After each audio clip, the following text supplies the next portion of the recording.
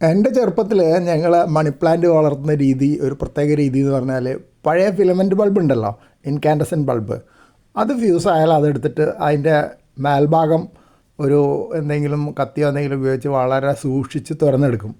എന്നിട്ട് അതിൻ്റെ ഉള്ളിലെ ഫിലമെൻ്റൊക്കെ കളയും.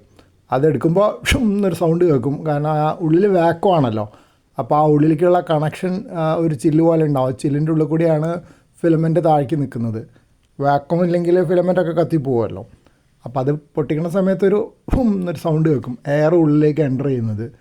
അത് ഒക്കെ ഭംഗിയായിട്ട് ചെയ്ത് വൃത്തിയാക്കി എടുത്തു കഴിഞ്ഞ് പിന്നെ ആ ഫിലമെൻ്റ് ബൾബ് ഹോൾഡറിൽ തൂക്കുന്ന ഭാഗത്ത് ചെറിയ 2 ഹോളുണ്ടാവും. അതിൻ്റെ ഭാഗം കളയുന്നുണ്ട്. എന്നിട്ട് ഒരു കമ്പി അതിനുള്ളിൽ കൂടി ഇട്ടിട്ട് അതിൽ ഒരു അറയത്തോ എവിടെയെങ്കിലും തൂക്കിയിടും. വെള്ളം നിറച്ച് അതിൽ മണി പ്ലാന്റ് കൃഷി ചെയ്യുമായിരുന്നു. ഇപ്പോൾ അതിന് ഒരു വഴിയില്ലല്ലോ. ഇപ്പോൾ ഫിലമെൻ്റ് ബൾബ് കാണാനില്ല. മറ്റേ LED ബൾബുകൾ തന്നെ ഇപ്പോൾ അധികമില്ലല്ലോ, അധികവും ട്യൂബൊക്കെ അല്ലേ.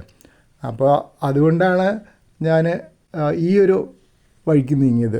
ഇത് പ്ലാസ്റ്റിക്കിനൊരു പാത്രം, ഒരു ഒഴിഞ്ഞ ബൂസ്റ്റ് പാട്ടയാണ്. അതിൽ വെള്ളം ഒരു പകുതി നിറച്ച് എന്നിട്ട് മണി പ്ലാന്റുകൾ അതിലിട്ടു. എന്നിട്ട് ടെറസിൽ ഒരു ഒഴിഞ്ഞ സ്ഥലത്ത് കുറച്ച് വെളിച്ചം കിട്ടുന്ന സ്ഥലത്ത്, ഓപ്പൺ ടെറസല്ല, ക്ലോസ് ടെറസ് തന്നെയാണ്, അതിൻ്റെ സൈഡിൽ വെളിച്ചം നല്ലോണം കിട്ടുന്ന ഭാഗത്ത് കൊണ്ടുവച്ചിട്ടുണ്ട്. അത് മുമ്പ് ഗപ്പി വളർത്തുന്ന ടാങ്കിലുണ്ടായിരുന്നതാണ്. അപ്പോൾ വെള്ളത്തിൽ വളർന്ന് ശീലമുള്ള മണി പ്ലാന്റ് തന്നെയാണ്.